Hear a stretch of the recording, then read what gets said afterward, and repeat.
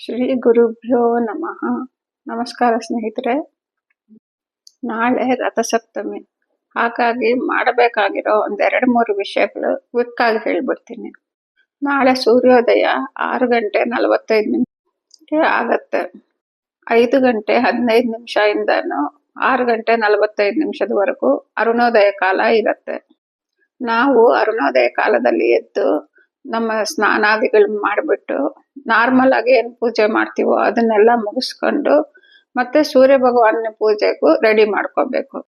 ನಾಳೆ ಸ್ನಾನ ಮಾಡೋವಾಗ 7 ಎಕ್ಕದ ಗಿಡದ ಎಳೆಗಳನ್ನು ಇಟ್ಕೊಂಡು ನಾವು ನಮ್ಮ ಸಂಪ್ರದಾಯದಲ್ಲಿ ಹೆಂಗಸರಾದ್ರೆ ಅರ್ಶಿನ ಇಟ್ಕೊಂತೀವಿ, ಅದ್ರ ಮೇಲೆ ಗಂಡಸರಾದ್ರೆ ಅಕ್ಕಿ ಇಟ್ಕೊಂತಾರೆ. ಸೊ ನಿಮ್ಮ ಸಂಪ್ರದಾಯದ ಪ್ರಕಾರ ಅದ್ರ ಮೇಲೆ ಎಕ್ಕದ ಗಿಡದ ಎಲೆ ಅಂತೂ ಇಟ್ಕೊಂಡು ನಾಳೆ ಸ್ನಾನ ಮಾಡಬೇಕು. 7 ಎಲೆ. ಇದರಿಂದ ಏನು ಫಲ ಅಂತಂದ್ರೆ ನಾವು ಮಾಡಿದ 7 ರಕದ ಪಾಪಗಳು ಹೋಗತ್ತೆ. 7 ರಕದ ಪಾಪಗಳು ಅಂತ ಇವಾಗ ಹೇಳ್ತೀನಿ. 1 ಮನಸ್ಸಿನಿಂದ ಮಾಡಿದ್ದು, 2 ದೇಹದಿಂದ ಮಾಡಿದ್ದು, 3 ಮಾತಿನಿಂದ ಮಾಡಿದ್ದು, 4 ತಿಳಿದು ಮಾಡಿದ್ದು, 5 ತಿಳಿದೇ ಮಾಡಿದ್ದು, 6 ಈ ಜನ್ಮದಲ್ಲಿ ಮಾಡಿದ್ದು, 7 ಕಳೆದ 6 ಜನ್ಮಗಳಲ್ಲಿ ಮಾಡಿದ್ದು. ಸೊ ಈ ತರ ಸ್ನಾನ ಮಾಡೋದ್ರಿಂದ ಈ ಪಾಪಗಳೆಲ್ಲ ಹೋಗತ್ತೆ. ಇದನ್ನ ಎಲ್ಲರೂ ತಪ್ಪದಾಗೆ ಮಾಡಕ್ಕೆ ಪ್ರಯತ್ನ ಮಾಡಿ ಸ್ನೇಹಿತರೆ. ಸೂರ್ಯ ಭಗವಾನನ ಪೂಜೆಗೆ ಮನೆ ನೀಟಾಗಿ ತೊಳೆದು ಒರೆಸಿ, ಇಲ್ಲ ಒಂದು ನೆಲದ ಮೇಲೆ ಕ್ಲೀನ್ ಮಾಡಿಕೊಂಡು ಒರೆಸಿ ಅದ್ರ ಮೇಲೆ ರಥದ ರಂಗೋಲಿಯನ್ನು ಹಾಕೋಬೇಕು. ಆ ರಂಗೋಲಿ ಮಧ್ಯದಲ್ಲಿ ಸೂರ್ಯ ದೇವರದು ಒಂದು ಚಿತ್ರದ ತರ ಬರ್ಕೋಬೇಕು. ಇಲ್ಲ ನಮ್ಮ ಹತ್ರ ಏನಾದ್ರು ಸೂರ್ಯ ದೇವರದು ಫೋಟೋನೋ ಇಲ್ಲ ಒಂದು ಕಾಯಿನ್ಸ್ ಟೈಪ್ ಬರ್ತಾ ಇರತ್ತೆ, ಆ ತರದ್ದು ಏನಾದ್ರೂ ಇದ್ರೆ ಇಟ್ಕೊಂಡು ಪೂಜೆ ಮಾಡ್ಬೇಕು. ನಾವು ದೇವರನ್ನು ಡೈರೆಕ್ಟ್ ಆಗಿ ನಮ್ಮ ಈ ಕಣ್ಣಿನಿಂದ ನೋಡಕ್ಕೆ ಸಾಧ್ಯವಿಲ್ಲ. ಆದ್ರೆ ಸೂರ್ಯ ಭಗವಾನನ್ನು ನಾವು ನೋಡಿದ್ರೆ ದೇವ್ರನ್ನ ನೋಡಿದ್ದೆ ಸಮಾನ ಆಗತ್ತೆ. ಅದು ದೇವರು 3 ಬ್ರಹ್ಮ ವಿಷ್ಣು ಮಹೇಶ್ವರ 3 ಜನ ರೂಪಗಳು ಸೂರ್ಯ ಭಗವಾನಲ್ಲಿ ಇರತ್ತೆ. ಹೇಗೆ ಅಂದ್ರೆ ಬೆಳಗ್ಗೆ ಎದ್ದಿದ ತಕ್ಷಣ ಬರೋ ಸೂರ್ಯ ಭಗವಾನಲ್ಲಿ ಬ್ರಹ್ಮದೇವರ ರೂಪ ಇರುತ್ತೆ, ಮಧ್ಯಾಹ್ನ ಈಶ್ವರನ ರೂಪ ರುದ್ರದೇವರ ರೂಪ ಇರುತ್ತೆ, ಸಾಯಂಕಾಲ ಸ್ವತಃ ಹಾಗೆ ವಿಷ್ಣು ರೂಪ ಇರುತ್ತೆ.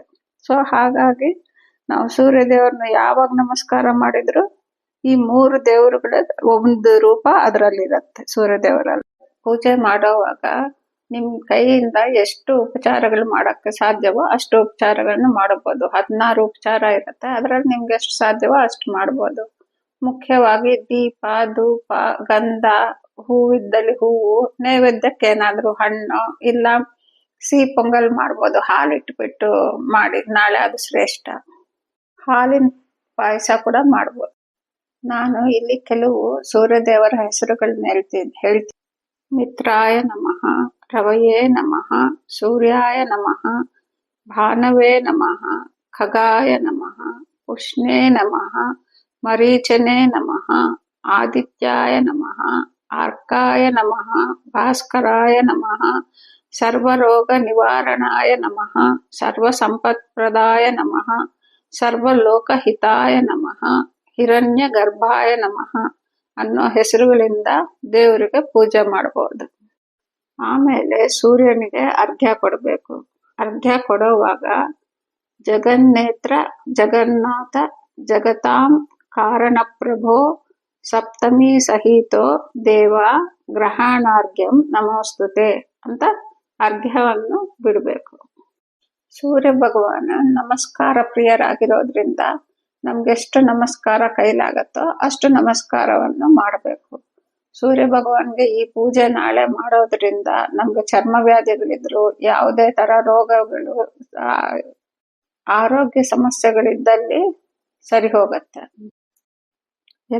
ನಾಳೆ ಬೂದುಗುಂಬಳಕಾಯಿ ದಾನವನ್ನು ಕೊಡಬೇಕು ಸ್ನೇಹಿತರೆ. ಹಾಗೆ ಮಾಡೋದ್ರಿಂದ ನಮ್ಮ ವಂಶ ಅಭಿವೃದ್ಧಿ ಆಗತ್ತೆ.